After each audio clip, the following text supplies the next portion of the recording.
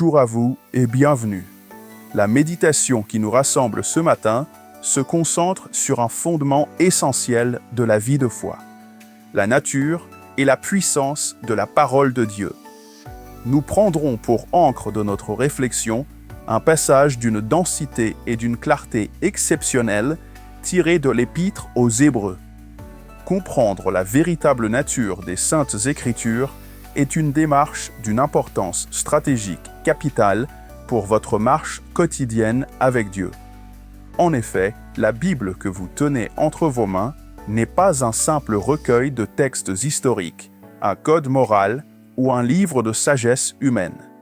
Elle est par essence un instrument divin, vivant et actif dans le monde, et plus intimement encore, dans le cœur de celui qui s'y expose. Saisir cette vérité transforme radicalement notre approche de la lecture biblique et notre relation à Dieu lui-même. C'est donc à la découverte de cette puissance opérante que je vous invite en nous tournant maintenant vers le passage qui va guider notre méditation. Notre texte pour ce matin se trouve dans l'Épître aux Hébreux, au chapitre 4, le verset 12. Écoutons avec attention la description que l'auteur inspiré nous donne de la parole de Dieu. Lecture du passage biblique, Hébreux 4, 12. Car la parole de Dieu est vivante et efficace, plus tranchante qu'une épée quelconque à deux tranchants, pénétrante jusqu'à partager âme et esprit, jointure et moelle. Elle juge les sentiments et les pensées du cœur. Afin de saisir la pleine mesure de ce verset fondamental, il est nécessaire de ne pas nous contenter d'une lecture superficielle. Nous allons donc procéder à une analyse méthodique, décomposant chaque proposition pour en extraire la signification précise et la portée véritable. Mais avant cela, nous devons situer ce verset dans son contexte immédiat, car il ne s'agit pas d'un proverbe isolé. Remarquez qu'il commence par le mot « car », en grec « gar », indiquant qu'il fournit la raison de l'exhortation qui le précède immédiatement au verset 11. Efforçons-nous donc d'entrer dans ce repos afin que personne ne tombe en donnant le même exemple de désobéissance. La puissance de la parole de Dieu est donc présentée comme la raison pour laquelle nous devons prendre cet avertissement au sérieux. C'est l'agent actif qui expose la désobéissance et nous empêche de nous endurcir dans l'incrédulité. Cette analyse textuelle est donc essentielle pour fonder notre compréhension sur la solidité du texte inspiré et saisir la dynamique spirituelle dans laquelle l'auteur nous place. Le verset débute par deux qualificatifs fondamentaux qui définissent la nature même de la parole de Dieu. Elle est vivante et efficace. Ces deux termes ne sont pas redondants. Ils décrivent deux facettes distinctes mais indissociables de sa puissance. Premièrement, elle est vivante. Le terme grec original est zao, qui signifie avoir la vie, respirer, être animé. En qualifiant la parole de vivante, l'auteur affirme qu'elle possède une vie qui lui est propre, une énergie intrinsèque. Elle n'est pas une lettre morte, un ensemble de caractères inertes imprimés sur une page. Sa vitalité découle directement de sa source, le Dieu vivant. Parce que Dieu est vivant, sa parole, qui est l'expression de sa pensée, de sa volonté et de son être, est nécessairement vivante. Quelle est la conséquence de cette vérité? Cela signifie que la parole de Dieu transcende le temps. Une promesse faite à Abraham, il y a des millénaires, peut nourrir et soutenir l'âme d'un croyant du XXIe siècle. Un avertissement adressé à l'Israël antique peut convaincre et corriger un cœur aujourd'hui. Sa vie inhérente signifie qu'elle ne perd jamais sa pertinence, qu'elle n'est jamais obsolète. Elle s'adapte à chaque génération et à chaque situation individuelle, non pas en changeant son message, mais en appliquant sa vérité éternelle avec une précision toujours nouvelle. Deuxièmement, elle est efficace. Le mot grec est énergèse, dont nous tirons notre mot français énergie. Il signifie opérant, actif, agissant. Si vivante décrit sa nature ontologique, efficace décrit son action fonctionnelle. La parole de Dieu n'est pas seulement animée, elle accomplit quelque chose. Elle produit des résultats concrets et tangibles. Elle n'est pas une simple information qui vient garnir notre intellect. Elle est une puissance qui transforme notre réalité. Le prophète Jérémie demande de la part de Dieu: « Ma parole n'est-elle pas comme un feu et comme un marteau qui brise le roc ?» Jérémie 23, 29. Le prophète Ésaïe avait déjà annoncé cette vérité. « Ainsi en est-il de ma parole qui sort de ma bouche. Elle ne retourne point à moi sans effet, sans avoir exécuté ma volonté et accompli mes desseins. » Ésaïe 55, 11. L'efficacité de la parole signifie qu'elle est un agent de la volonté divine. Elle a le pouvoir de créer, Genèse 1, de régénérer, 1 Pierre 1, 23, de sanctifier, Jean 17, 17, et de sauver, Jacques 1, 21. Elle ne se contente pas de décrire la réalité spirituelle, elle la met en œuvre dans le cœur de ceux qui la reçoivent avec foi. Pour illustrer cette double qualité de vie et d'efficacité, l'auteur utilise une image puissante, celle d'une épée à 2 tranchants. Il est crucial de comprendre la fonction de cette comparaison. L'intention n'est pas de présenter la parole de Dieu comme une arme de guerre dans un sens agressivement destructeur. L'image de l'épée, la machaïra en grec, est utilisée ici pour sa capacité de pénétration et de séparation. C'est un instrument chirurgical d'une précision redoutable.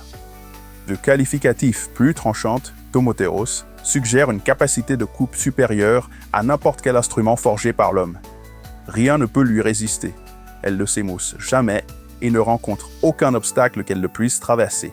Qu'il s'agisse de l'endurcissement du cœur, de la complexité d'un raisonnement ou de la subtilité d'une auto-justification. La mention à 2 tranchants, distomos, littéralement à 2 bouches, renforce cette idée d'efficacité totale. Une épée à double tranchant coupe dans les 2 sens de son mouvement, qu'elle soit poussée ou retirée. Elle est efficace dans chaque aspect de son action. Symboliquement, ces 2 tranchants représentent la dualité de l'œuvre de la parole. Elle agit pour convaincre de péché, le tranchant de la loi, et pour offrir le salut, le tranchant de l'Évangile. Elle agit pour juger l'incrédulité et pour conforter la foi.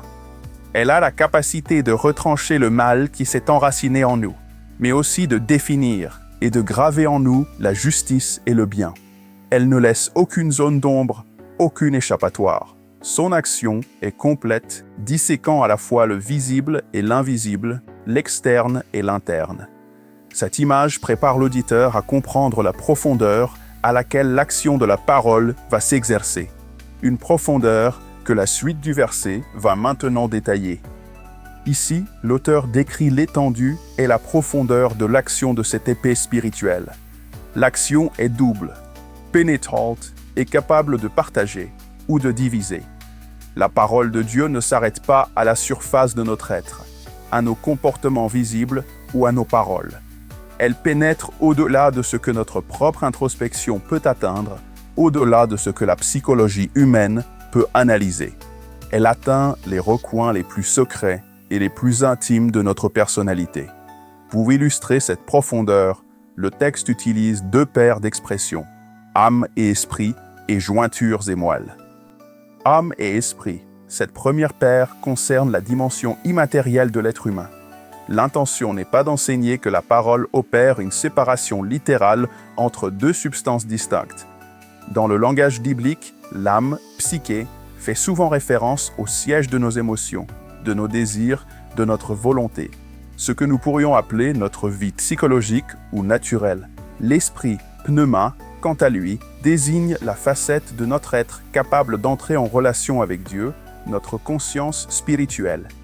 Le propos ici est de souligner que la parole possède une capacité de discernement si fine qu'elle peut distinguer, au sein de nos motivations intérieures, ce qui relève de nos pulsions purement humaines, l'âme, et ce qui provient d'une impulsion véritablement spirituelle, l'esprit. Imaginez un acte de générosité. La parole de Dieu peut discerner si cet acte provient d'une impulsion de l'âme, le désir d'être vu, d'être applaudi, d'apaiser une culpabilité, ou d'une véritable motion de l'esprit, née d'un amour désintéressé pour Dieu et son prochain. Elle expose si une action en apparence pieuse est en réalité motivée par l'orgueil, une motivation de l'âme, ou par une réelle soumission à Dieu, une impulsion de l'esprit. Jointure et moelle, cette seconde paire utilise une analogie tirée de la dimension matérielle de l'être humain pour renforcer l'idée de profondeur. Les jointures et les moelles sont parmi les parties les plus profondes, les plus cachées et les plus vitales de notre corps physique. On ne peut accéder sans une dissection invasive. L'image est saisissante. De la même manière qu'un scalpel pourrait atteindre le cœur même de notre structure osseuse, la parole de Dieu atteint les fondations les plus secrètes de notre être tout entier. Elle ne laisse aucune partie de notre personnalité, qu'elle soit physique, psychologique ou spirituelle, à l'abri de son investigation. L'action de partager ou de diviser n'est donc pas une mutilation, mais une distinction, une clarification. La parole met de l'ordre dans notre chaos intérieur. Cette dernière proposition du verset vient clarifier le but de cette action pénétrante et séparatrice. La finalité de l'œuvre de la parole est le jugement. Le terme grec utilisé, kritikos, a donné notre mot critique. Il est primordial de comprendre qu'il ne s'agit pas ici d'un jugement au sens d'une condamnation judiciaire finale, mais plutôt d'une évaluation, d'un discernement, d'une analyse diagnostique. La fonction de la parole est moins celle d'un juge qui prononce une sentence que celle d'un critique expert qui évalue une œuvre, discernant sa substance, sa forme et son intention véritable.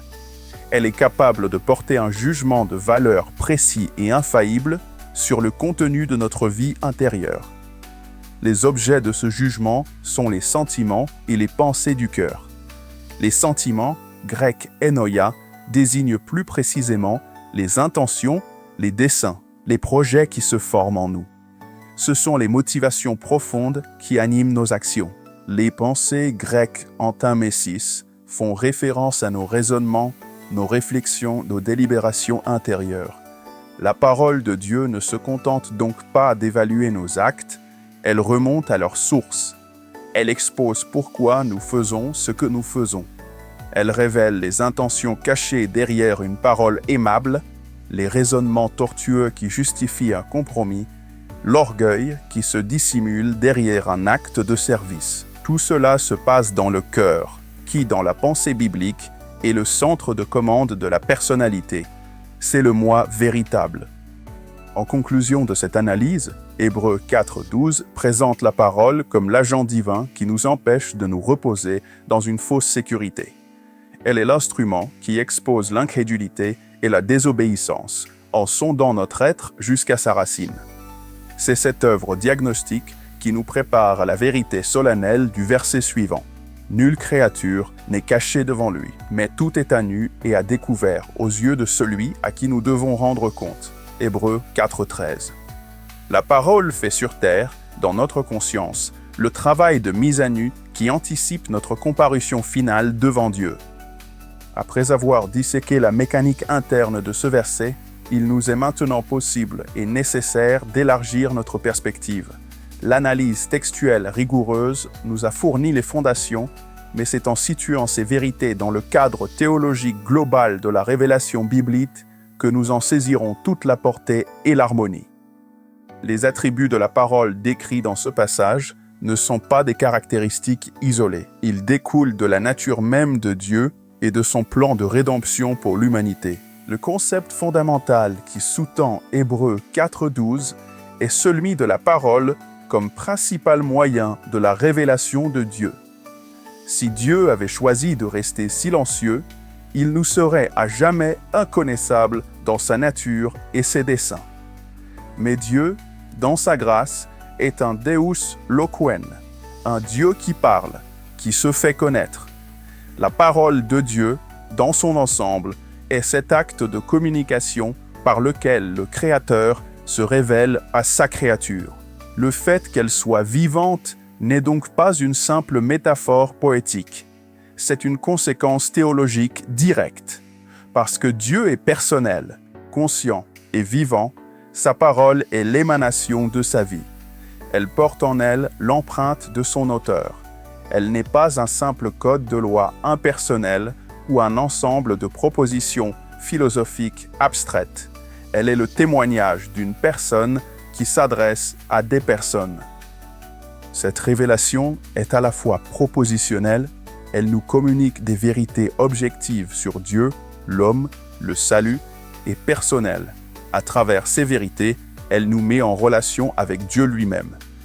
C'est pourquoi la lecture de la Bible est bien plus qu'une acquisition de connaissances. C'est une occasion de rencontre. Lorsque nous lisons la parole avec un cœur ouvert, le Dieu vivant nous parle à travers elle, appliquant ces vérités éternelles à notre situation présente. L'efficacité énergèse de la parole est donc l'efficacité de Dieu lui-même, agissant à travers le moyen qu'il a souverainement choisi pour se révéler et pour accomplir ses desseins dans le monde et dans nos vies. Une compréhension théologique complète de ce passage exige que nous établissions la connexion cruciale entre la parole écrite, les Écritures, et la parole incarnée, Jésus-Christ. L'apôtre Jean, au début de son évangile, présente Jésus comme le Logos, la parole de Dieu faite chair. Jean 1, 1, 14. Jésus est la révélation ultime et parfaite de Dieu. Il est la parole vivante par excellence. L'Épître aux Hébreux elle-même commence par souligner ce point. Après avoir autrefois parlé à nos pères par les prophètes, Dieu, dans ces derniers temps, nous a parlé par le Fils. Hébreux 1, 1, 2. Il n'y a donc pas de concurrence ou de dichotomie entre la Bible et Jésus, mais une unité organique. La parole écrite trouve son centre, son accomplissement et sa cohérence en la personne de la parole incarnée. Les Écritures témoignent de Christ, Jean 5, 39. L'efficacité redoutable de la parole écrite découle ultimement de son lien indissociable avec Christ. De même que Christ, la parole incarnée est venue plein de grâce et de vérité. Jean 1, verset 14. La parole écrite opère avec cette même dualité. Son tranchant de vérité expose le péché, juge les pensées du cœur et nous convainc de notre besoin d'un sauveur. Son tranchant de grâce nous révèle ce sauveur, nous offre le pardon et la réconciliation et nous guérit. L'épée à deux tranchants, décrite en Hébreux 4.12, n'est pas maniée par un juge distant et froid. Elle est, en dernière analyse, l'instrument du grand souverain sacrificateur mentionné à peine 2 versets plus loin, Jésus, le Fils de Dieu, qui peut compatir à nos faiblesses. Hébreux 4, 14 à 15. La puissance diagnostique de la parole n'est donc pas une force aveugle et impersonnelle. Elle est l'instrument de discernement du Christ vivant et compatissant qui sonde pour guérir.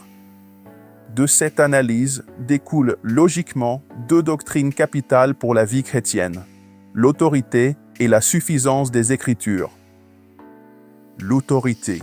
Si la parole de Dieu est vivante, si elle est l'expression du Dieu souverain, et si elle possède cette capacité unique à juger les pensées et les intentions du cœur, alors elle possède nécessairement l'autorité suprême.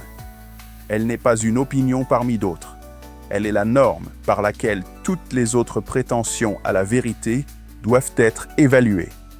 Aucune autre autorité, qu'il s'agisse de la tradition, de la raison, de l'expérience personnelle ou des institutions humaines, ne peut se placer au-dessus d'elle. Se soumettre à l'autorité des Écritures, ce n'est pas se soumettre à un livre, mais au Dieu vivant qui parle à travers ce livre et qui a le droit de commander à notre conscience. Rejeter son enseignement, c'est se dérober à l'examen divin et refuser la lumière qui seule peut nous guider. La suffisance, le fait que la parole soit capable de pénétrer jusqu'à partager âme et esprit, fonde également le principe de sa suffisance. Cela signifie que la Bible contient tout ce qui est nécessaire pour connaître Dieu, pour être sauvé et pour vivre une vie qui lui soit agréable. Si elle peut atteindre et traiter les problèmes les plus profonds de la nature humaine, alors nous n'avons pas besoin de chercher ailleurs une autre révélation ou une autre ressource pour notre vie spirituelle. Les psychologies modernes peuvent décrire les symptômes du mal-être humain. Seule la parole de Dieu peut en diagnostiquer la racine spirituelle, le péché, et en prescrire le seul remède efficace, la grâce de Dieu en Jésus-Christ. Comme le déclare l'apôtre Paul, toute écriture est inspirée de Dieu et utile pour enseigner, pour convaincre, pour corriger, pour instruire dans la justice, afin que l'homme de Dieu soit accompli et propre à toute bonne œuvre. 2 Timothée 3, 16-17. Elle est une ressource entièrement suffisante pour la foi et pour la conduite. La doctrine, aussi juste et profonde soit-elle, ne trouve son plein accomplissement que lorsqu'elle est mise en pratique. Comprendre intellectuellement que la parole de Dieu est vivante, efficace et pénétrante est une première étape essentielle. Mais cette compréhension n'est complète que lorsqu'elle transforme nos actions, nos habitudes et nos pensées au quotidien. L'objectif de cette section est donc de traduire la vérité théologique que nous venons d'explorer en application concrète, afin que vous puissiez dès aujourd'hui expérimenter plus profondément la puissance de cette parole. La première application, et la plus fondamentale, concerne la manière dont vous abordez votre lecture des Écritures. Si la parole est véritablement vivante et efficace, alors votre temps de lecture doit devenir ce qu'il est en réalité, une rencontre avec le Dieu vivant qui désire vous parler. Abordez donc la Bible avec attente et révérence. Avant d'ouvrir ces pages, priez. Demandez à Dieu, par son esprit, d'ôter le voile de vos yeux et de votre cœur. Priez non seulement pour la compréhension intellectuelle, mais pour une application spirituelle. Seigneur, parle-moi. Que ta parole soit vivante en moi aujourd'hui. Qu'elle soit efficace pour me transformer. Permets à ton épée à 2 tranchants de faire son œuvre, de partager en moi l'âme et l'esprit, de juger les intentions et les pensées de mon cœur. Expose ce qui te déplaît et fortifie ce qui vient de toi. Cette posture de réceptivité et de soumission change tout. La lecture cesse d'être un monologue où vous analysez un texte pour devenir un dialogue où Dieu vous analyse, vous guérit et vous transforme par sa parole. Hébreux 4:12 vous offre l'instrument divin par excellence pour le diagnostic spirituel. Il vous faut donc apprendre à l'utiliser délibérément comme un miroir pour un auto-examen honnête. Nous sommes experts dans l'art de nous tromper nous-mêmes et de rationaliser nos péchés. Seule la lumière objective de la parole peut percer ces défenses. De manière concrète, lorsque vous faites face à un ressentiment tenace envers quelqu'un, ne vous contentez pas d'analyser vos sentiments. Ouvrez votre Bible à la parabole du serviteur impitoyable en Matthieu 18. Laissez la parole vous poser les questions pénétrantes. Reconnais-tu l'immensité de la dette que Dieu t'a remise? Vois-tu le contraste avec la dette bien plus petite que tu refuses de pardonner à ton prochain? La parole ne juge-t-elle pas maintenant l'intention de ton cœur, qui est de te placer comme juge à la place de Dieu? Face à l'anxiété concernant l'avenir, lisez Matthieu 6 et laissez la parole juger vos pensées. Ces pensées sont-elles enracinées dans la confiance en ton Père céleste qui prend soin des oiseaux du ciel ou dans l'incrédulité? En utilisant ainsi les Écritures, vous collaborez activement avec Dieu dans votre processus de sanctification. Enfin, la puissance de la parole doit s'étendre au-delà de votre vie intérieure pour gouverner vos actions extérieures. Sa sagesse fournit des principes directeurs infaillibles pour votre conduite.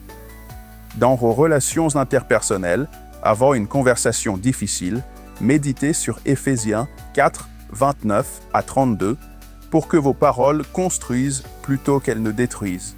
Dans votre éthique de travail, laissez les principes de Colossiens 3, 23. Tout ce que vous faites, faites-le de bon cœur, comme pour le Seigneur, jugez votre attitude et vos efforts.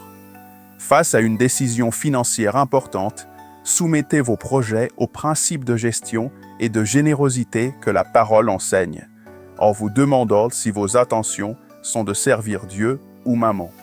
Cela demande un effort conscient de renouveler votre intelligence par les Écritures, Romains 12:2, afin que vos réflexes et vos intuitions soient progressivement alignés sur la pensée de Dieu. Soumettre nos plans à la parole, ce n'est pas brider notre liberté, c'est la placer sous la direction sage de celui qui ne veut que notre bien véritable. En conclusion, la description de la parole comme une épée à deux tranchants, pénétrante et jugeant les recoins secrets de notre cœur, peut paraître intimidante. Mais souvenez-vous de qui manie cette épée. Ce n'est pas un juge accusateur, mais notre grand souverain sacrificateur, Jésus, qui compatit à nos faiblesses. La chirurgie divine qu'opère la parole n'a pas pour but de nous blesser, mais de nous guérir. C'est un don de la grâce, un instrument puissant et précis que notre Père céleste nous a donné pour notre bien. N'ayez donc pas peur de vous exposer à son action. Au contraire, accueillez son œuvre pénétrante comme l'intervention d'un chirurgien expert et aimant qui ôte la tumeur du péché pour restaurer la santé spirituelle. C'est en nous laissant sonder par elle que nous sommes purifiés.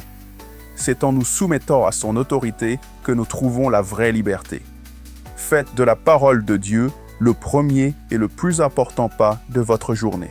Laissez-la vous parler avant que le monde ne le fasse. Vous découvrirez qu'elle est véritablement une lampe à vos pieds et une lumière sur votre sentier. Que la grâce et la paix de Dieu vous accompagnent tout au long de cette journée.